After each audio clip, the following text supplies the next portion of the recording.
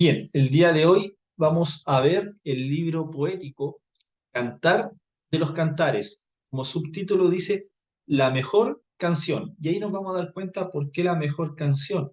Porque en realidad es un poema, es una oda de amor entre el hombre y la mujer, entre el matrimonio, eh, una unión nupcial, es todo un enamoramiento, ¿cierto? Todo un encantamiento de lo que habla este libro. Como siempre les digo en todos los libros, hay que sumergirnos en una cultura que no es la nuestra, porque van a haber palabras, frases que muchas veces a nosotros no nos parecen románticas, pero para aquellos tiempos sí eran románticas, sí eran símbolo de amor, símbolo de un amor incondicional.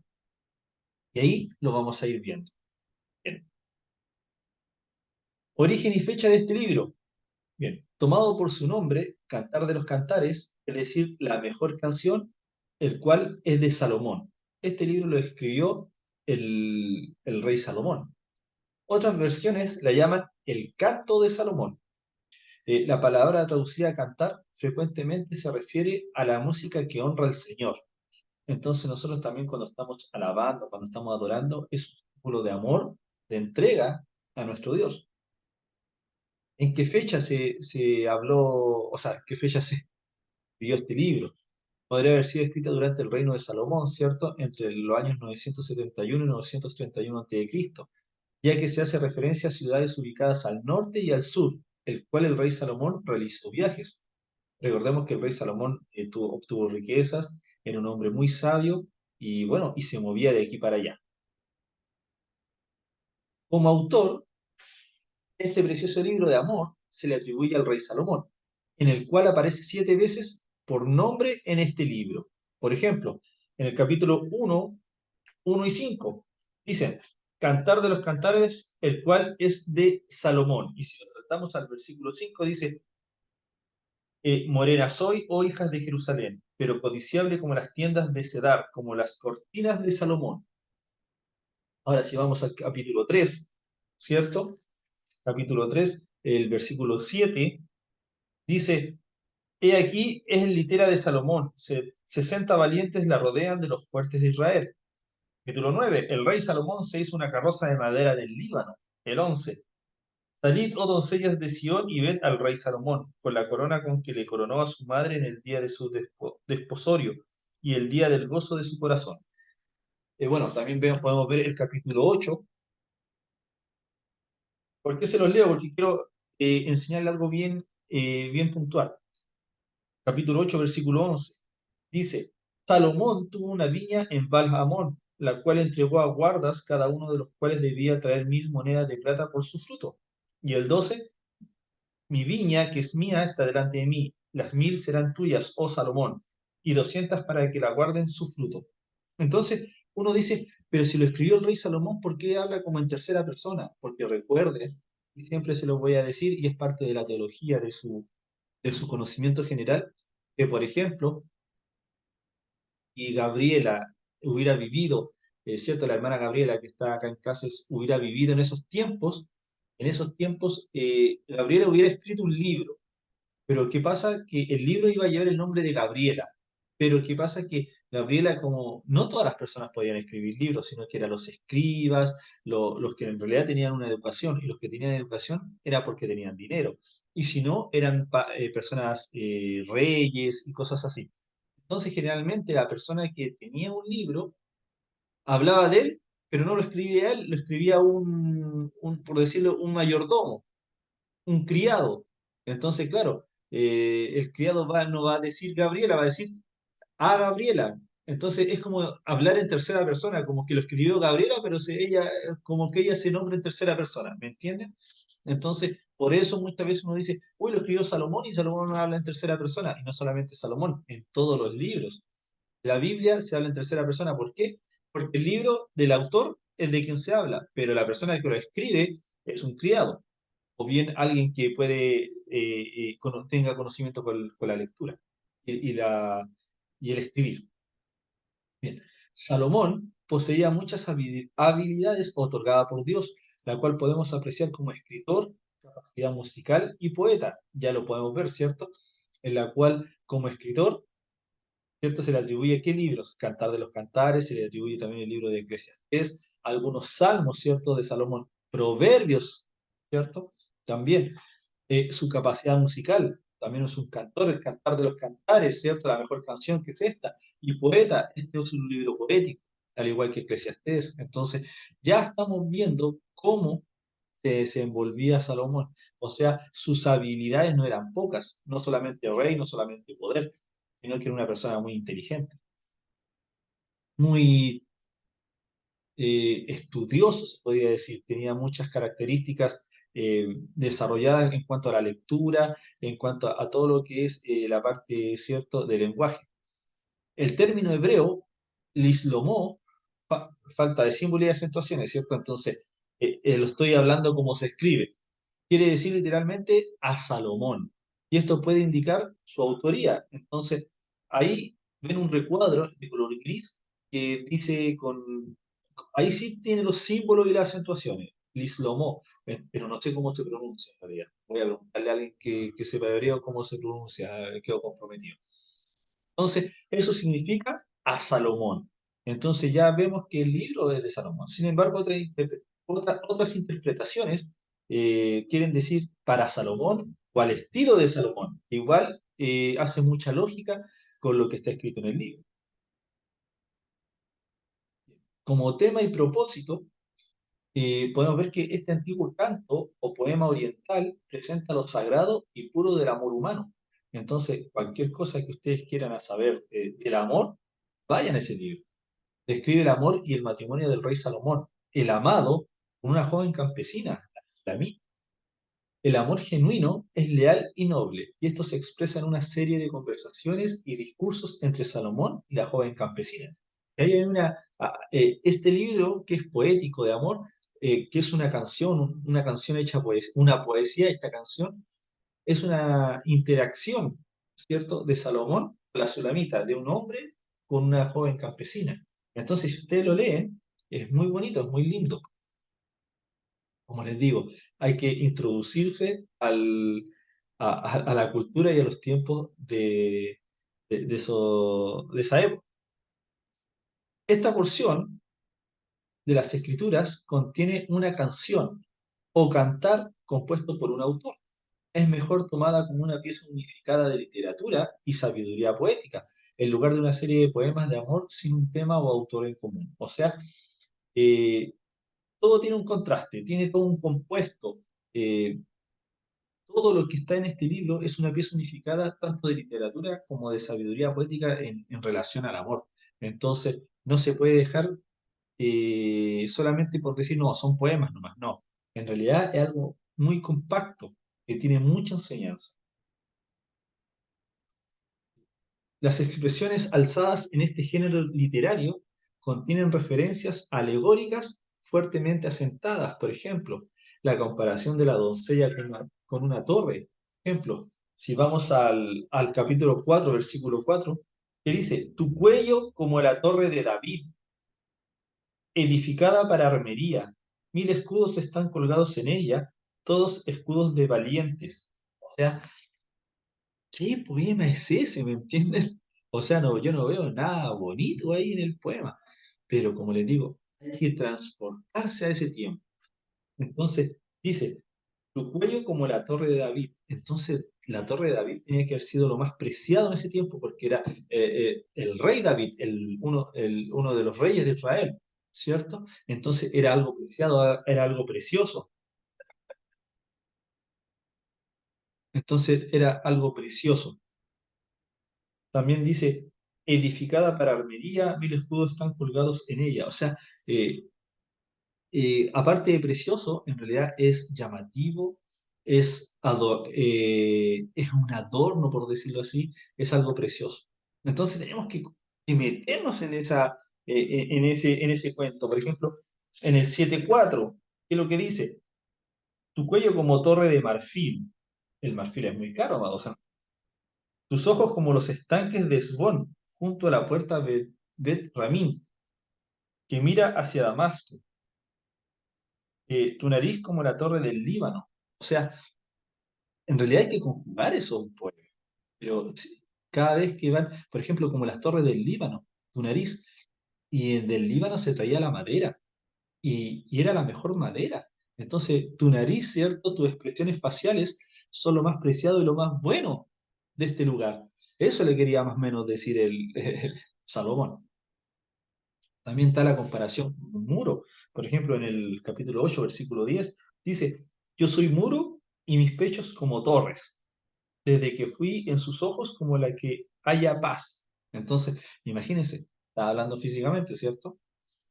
La comparación con el monte Carmelo, 7:5.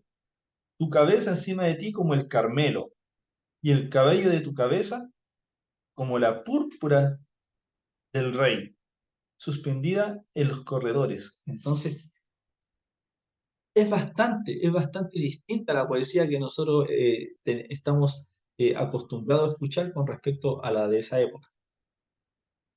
Entonces, estas expresiones son de pureza, su inaccesibilidad como una virgen casta y reservada lejos de las tentaciones de quienes tratarían de mancillarla. Por ejemplo, con referencias a la sulamita relacionados con los atributos de una paloma. Miren, en el capítulo 1, versículo 15, dice, he aquí tú eres hermosa, amiga mía, aquí eres bella, tus ojos son como palomas. Yo nunca he visto una paloma, pero la paloma es un atributo como de pureza, ¿cierto? Un sinónimo de pureza, de blancura, ¿cierto? En el 2:14 dice, paloma mía, que estás en los agujeros de la peña, en los escondidos de escarpados parajes, muéstrame tu rostro, no oír tu voz, porque la voz tuya y hermoso tu aspecto. Está diciendo que aparte de ser blanca, aparte de ser pura, las palomas las tenían como un buen aspecto. Entonces era una mujer, la señorita era así una mujer, le estaba diciendo que era una mujer muy bonita. En el 4:1, he aquí tú eres hermosa, amiga mía. He aquí que tú eres hermosa, tus ojos entre tus higuerejas, paloma, cabellos como manada de cabras, que se recuestan en las laderas de la lada. Entonces, todo eso tiene un llamado súper ético, está diciendo cosas lindas, preciosas, y yo creo que si Salomón escucha cómo nosotros tenemos la poesía, yo creo que también eh, se extraña un poco, ¿cierto? Bueno, estos tipos de frases relacionados con las palomas son descripciones de pureza. Salomón también escribe a lo sagrado de una relación. Es la historia de un amor puro y profundo entre un hombre y una mujer. La historia simboliza el gran amor de Dios por su pueblo y el amor mutuo de Cristo y la iglesia. Entonces, este libro da las siguientes interpretaciones. La mujer, Israel. El hombre es Dios. El amor entre ellos, el pacto entre Dios con Israel. El amor de Cristo por su pueblo. Ojo, todo eso es pregunta de prueba. También nos lleva a dimensionar cómo era el amor entre Adán y Eva antes del egoísmo y el pecado. Era como este poema. Eh, Como aplicación personal, también podemos ver la sabiduría que le concedió Dios a Salomón. Fue inigualable, la cual la podemos ver reflejada en estos poemas de amor. Recordemos que una gran sabiduría muchas veces es poco entendible y demasiadas veces cuestionable. Entonces, porque no somos sabios, no podemos muchas veces como entender. Y si nosotros somos sabios, o sea, no somos sabios, no podemos cuestionar, ¿cierto? No tenemos esa sabiduría, ¿cierto? Esa revelación como para poder decir, no, yo creo que no es así. ¿Bien? El libro relata las virtudes del amor entre el esposo y la esposa para afirmar la santidad del matrimonio y ejemplificar el amor de Dios por su pueblo. Este género literario, expresado en este libro, nos enseña sobre los aspectos físicos y emocionales del amor marital que son un don de Dios y han sido concebidos para que disfrutemos de ellos cuando nos centremos en la otra persona. Entonces, nosotros la mayoría somos casados, o bien pueden ser algunos que estén yendo vías al matrimonio. Es muy bueno que entiendan este libro, es muy bueno que lo lean, el libro de Cantar de los Cantares, que es una forma de cómo el amor de Dios a su pueblo, ¿cierto? y de Jesucristo a la iglesia y de un hombre a una mujer. La sexualidad, amados hermanos, que Dios creó y declaró buena en el Edén, la han deformado y explotado a través de los años. Ustedes lo han visto, ¿cierto? Siempre Dios fue pro matrimonio, fue pro al amor, ¿cierto? En la intimidad. Por algo decía, ¿cierto? Multiplicad, ¿cierto? Entonces, el matrimonio era muy consentido en eso. Entonces, lo han deformado y explotado a través de los años, como dice la diapositiva, como lo dice el primer punto.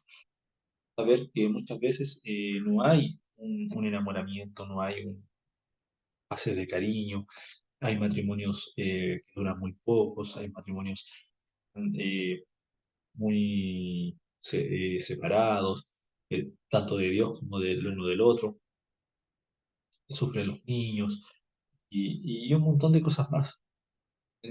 Ahora todas las personas se casan, hasta se casan por la iglesia y no hay un compromiso genuino. Que por eso, ¿cierto? Se ha deformado y se ha explotado a través de los años. Este cantar nos lleva a obtener un compromiso perdurable, ¿cierto? Además de confianza, romanticismo y una complementación en lo emocional. Y en lo físico, esto debe ser un medio santo en la cual Salomón se expresó y dio a enseñanzas no solo del matrimonio entre un hombre y una mujer, sino también de lo espiritual con respecto a Dios, pueblo y Cristo a la iglesia. O sea, podemos ver varias cosas. Este libro nos enseña mucho. No solamente es un libro poético que uno dice, ah, no, voy a aprender solamente poesía, no. Eh, es el libro, por decirlo, el libro del amor, la mejor canción, es uno de los libros más lindos, ¿cierto?, que puede tener la Biblia. Recordemos que eh, Cantar de los Cantares es un poema religioso, ¿cierto?, que simboliza el amor mutuo de Cristo y de la iglesia. Así de simple. O bien de Dios con de un hombre con una mujer, Salomón con la Sulamita, ¿cierto? El amado con la mujer, ¿cierto? Dios con su pueblo, Cristo con la iglesia. Una de las palabras claves, ¿cierto?, que dice también es el amado. El amado es el hombre, el amado es el Dios, el amado es Jesucristo, ¿cierto? Y como también hay una frase, ¿cierto?, que el amor conyugal como imagen visible del amor de Dios para con su pueblo. Entonces, así como el amado ama a esa mujer, así nuestro amado Dios, como Jesucristo ama a la iglesia.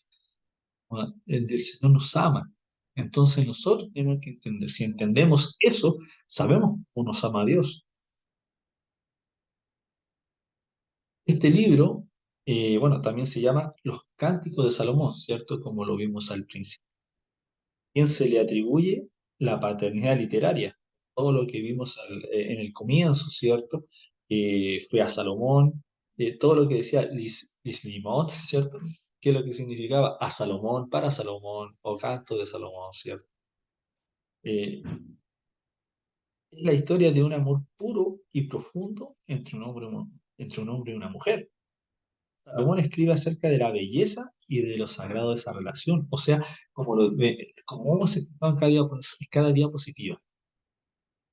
Miren, acá hay que abrir un poco la mente, no hay que ser tan estructurados y en algunas religiones muchas veces la íntima, el sexo, ¿cierto? Es como uh, la, mi- el- la misma religión. Pero acá Salomón se está expresando, ¿cierto? ¿Cómo es la mujer de linda? ¿Cómo es de bonita? ¿Qué es lo que está diciendo, ¿cierto? O sea, el contacto físico, pero con amor, el contacto físico eh, con caricias, con parejas. Sí, es el amor de Dios por nosotros, ¿cierto? También de lo sagrado que se lleva a ser esta relación, no solamente solo para procrear, sino que también para vivir, de acuerdo con la pareja.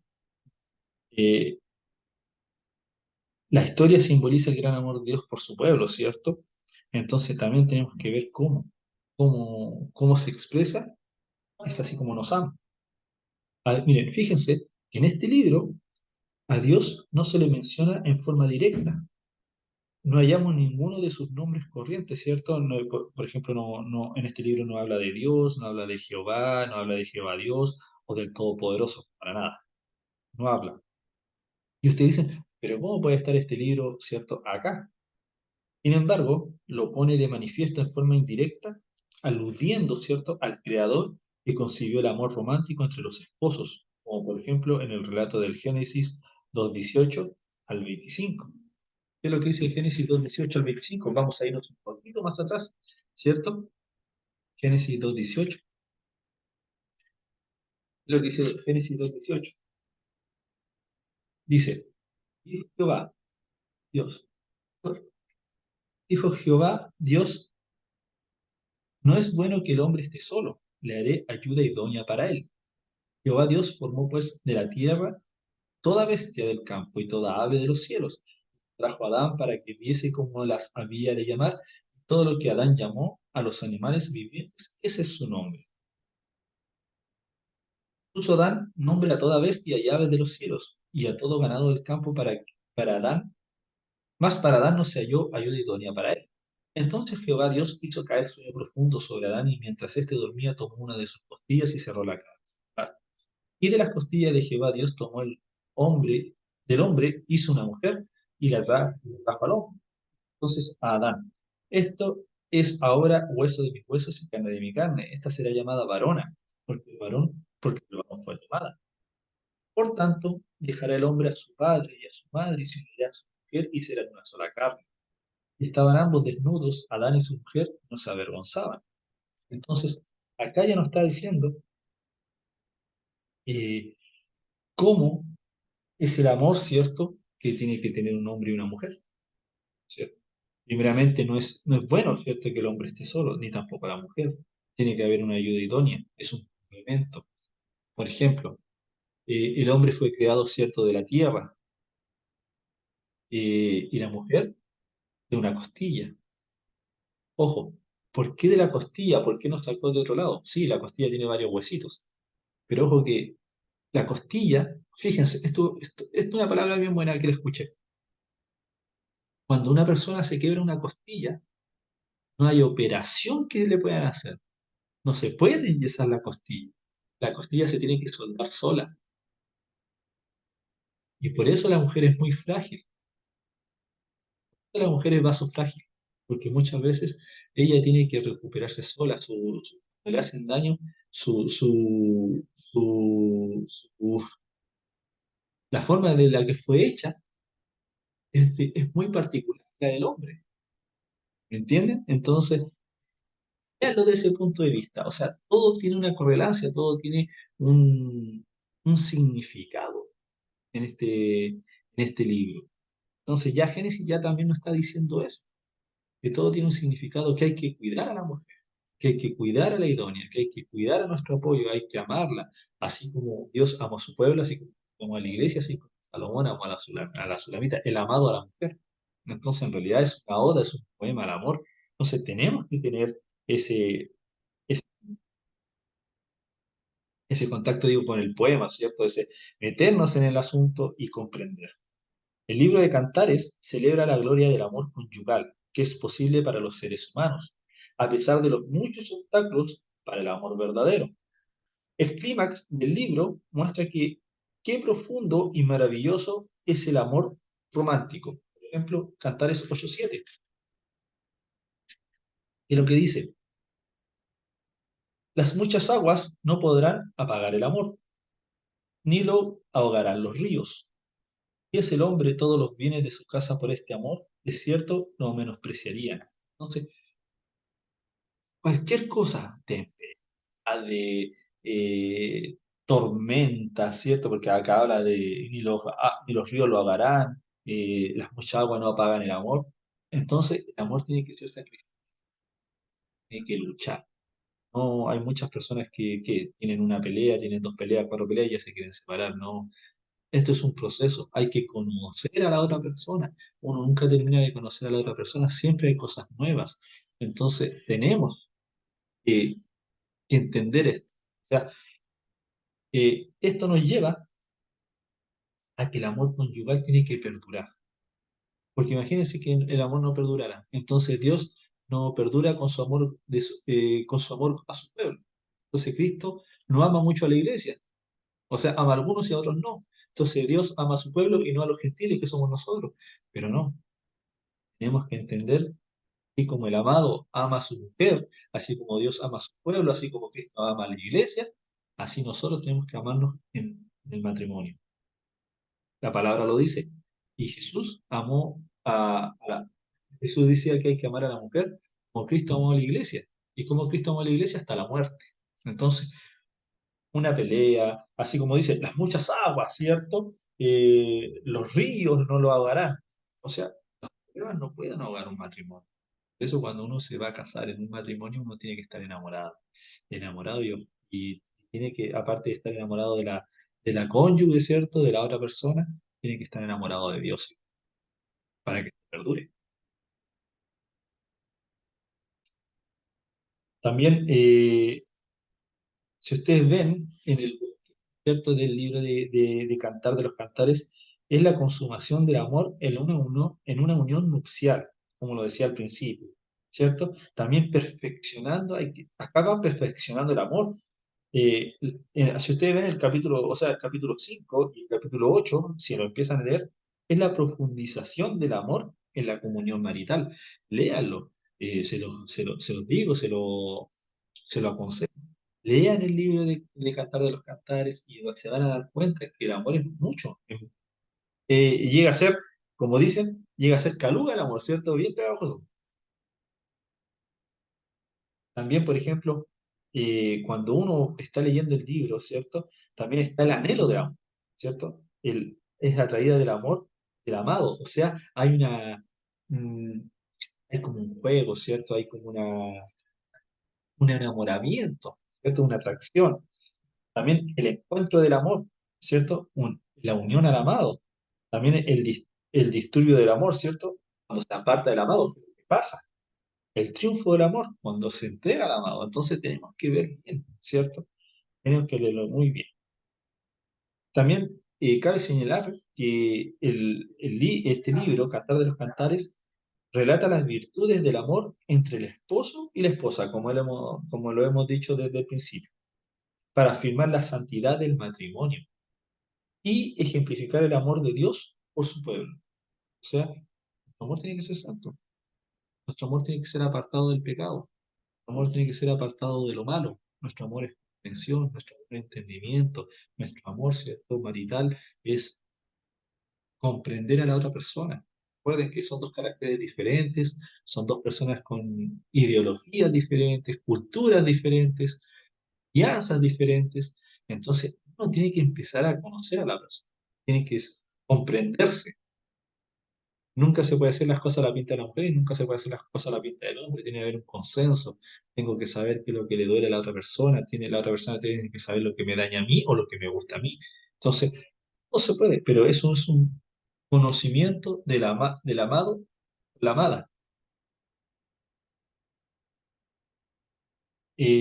También, eh, uno de los objetivos de Cantar de los Cantares es enseñar que los aspectos físicos y emocionales del amor marital son un don de Dios.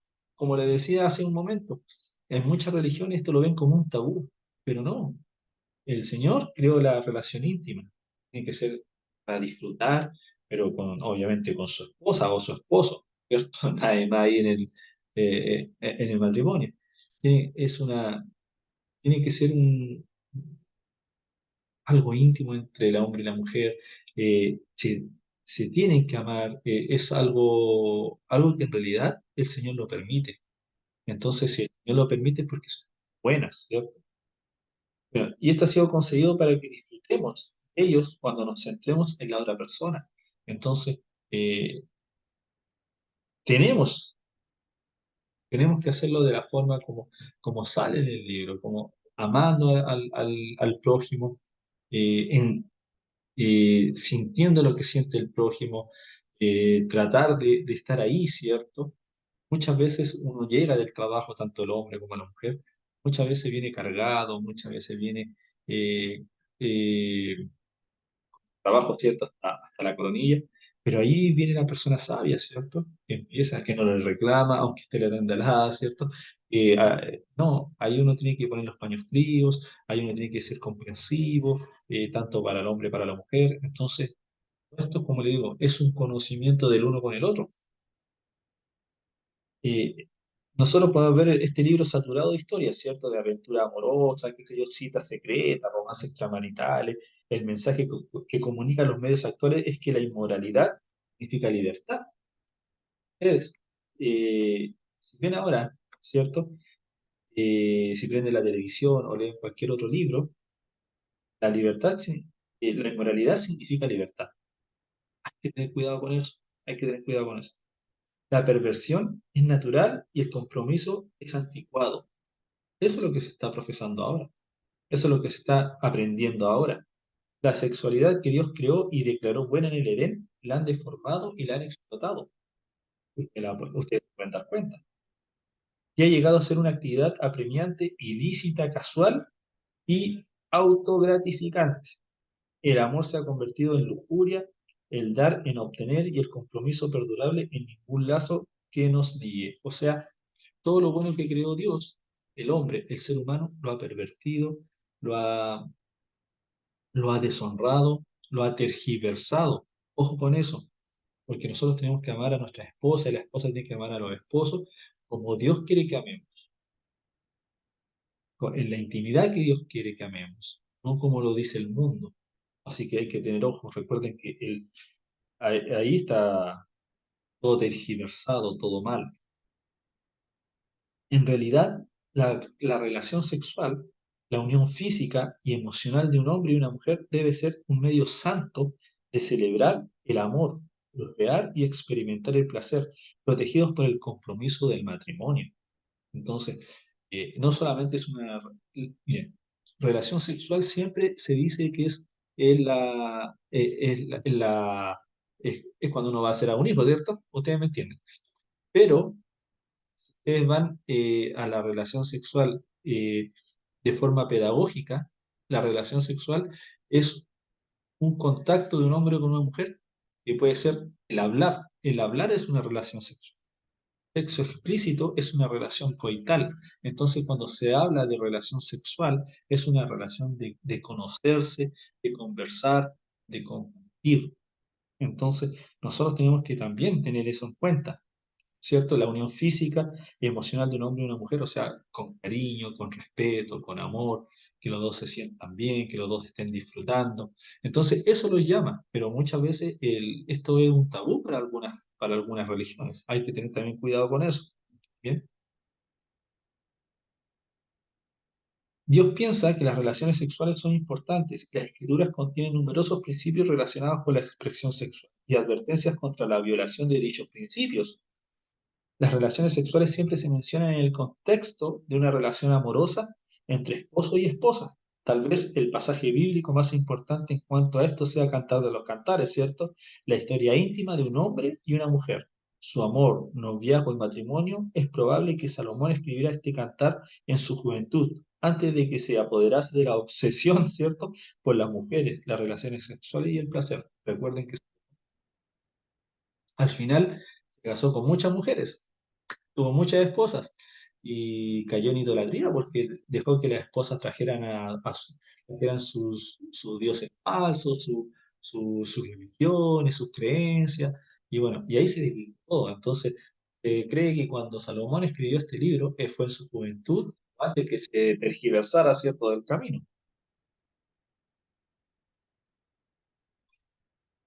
Cantar de los Cantares, amados hermanos, es una historia conmovedora, un drama y un poema que presenta un diálogo del amor entre una sencilla doncella judía que es la Sulamita, ¿cierto? Y su amado el rey Salomón.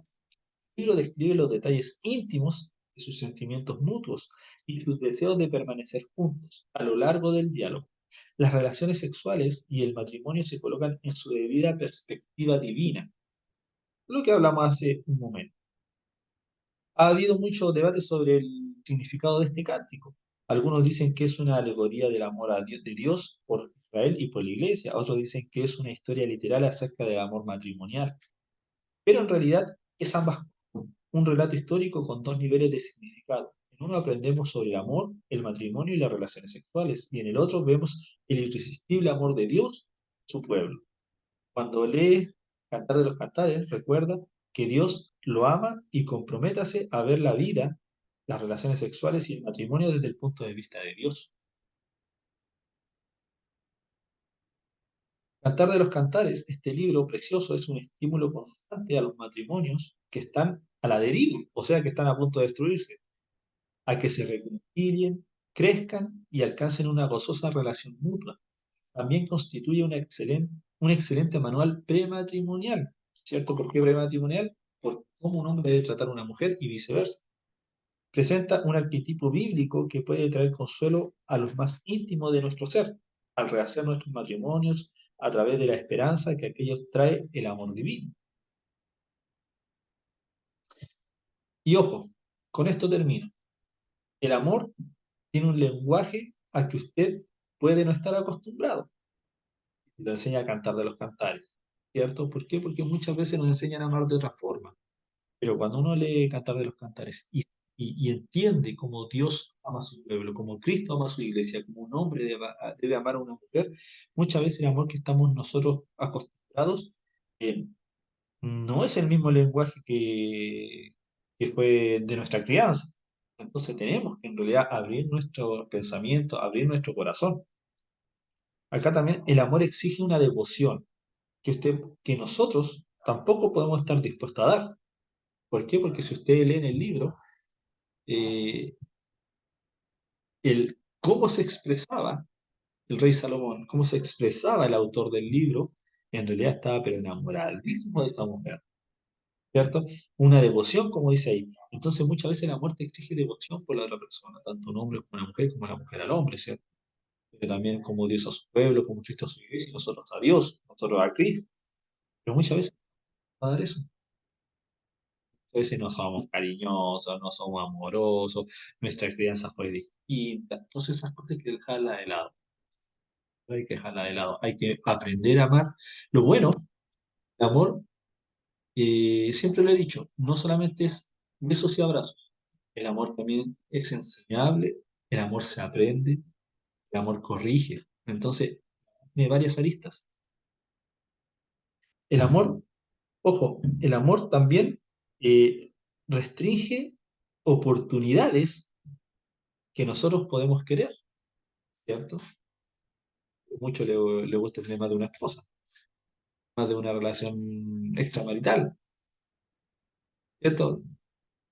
No todos lo pueden hacer, pero no se debe. Entonces hay que tener cuidado con eso. Y el amor se niega a criticar, aunque uno puede ser un crítico experto. Vamos, no critico. ¿Entienden? Vamos, no critico. Entonces, esto nos enseña cómo es el amor. Un pequeño, ¿cierto? Una pequeña pincelada de cómo Dios ama a su pueblo, de cómo Cristo ama a la iglesia, de cómo debe amar a una mujer y viceversa. ¿Cómo es el amor? ¿Cómo debe ser el amor? Santo, divino, con respeto, apartado de lo malo, apartado de cuando lo tergiversa. Entonces, ahí nos enseña muy bien cómo debemos actuar, cómo debemos vivir, ¿cierto? Cómo debemos estar fuertes ante esos ríos, ¿cierto? Impetuosos, ante esas muchas aguas que a veces quieren desbaratar la unión, que son los problemas. Problemas van a venir en un matrimonio, pero hay que estar enamorado, hay que estar juntos, estar con un corazón abierto, hay que estar con un corazón enseñable, con un corazón fuerte para soportar todo eso. Entonces, esta es una enseñanza muy buena. Este libro de Cantar de los Cantares es una enseñanza muy buena y hay que leerlo y comprenderlo. Así que ese fue el libro de Cantar de los Cantares. No sé si alguien tiene alguna consulta, alguna pregunta.